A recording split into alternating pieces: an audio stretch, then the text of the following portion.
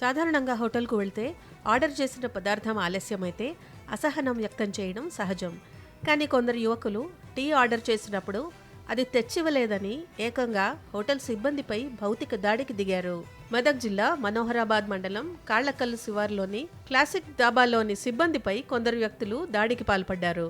మనోహరాబాద్ గ్రామానికి చెందిన కొందరు యువకులు క్లాసిక్ దాబా వద్ద టీ తాగడానికి వచ్చారు. అయితే ఆ డాబాలో టీ సెల్ఫ్ సర్వీస్ ఉందని సిబ్బంది చెప్పడంతో తమకు టీ సర్వ్ చేయడం లేదని ఆగ్రహం చెందిన నలుగురు యువకులు నిర్వాహకులతో గొడవకు దిగారు. అంతేకాకుండా తమ స్నేహితులకు ఫోన్ ద్వారా సమాచారం అందించడంతో మరికొంతమంది యువకులు అక్కడికి చేరుకుని విచక్షణ రహితంగా దాడికి పాల్పడ్డారు. హోటల్లోని ఫర్నిచర్ను ధ్వంసం చేసి తినుబండారాలను నేలపై విసిరికొట్టారు. వీధి రౌడీల్లా దాడులు చేస్తుండటంతో కస్టమర్లు భయభ్రాంతులకు గురై బయటకు పరుగులు తీశారు. నిర్వాహకులపై భౌతికంగా దాడులు చేసిన వీడియో సీసీ కెమెరాలో రికార్డైంది. బాధితులు ఇచ్చిన ఫిర్యాదుతో పోలీసులు దర్యాప్తు చేపట్టారు.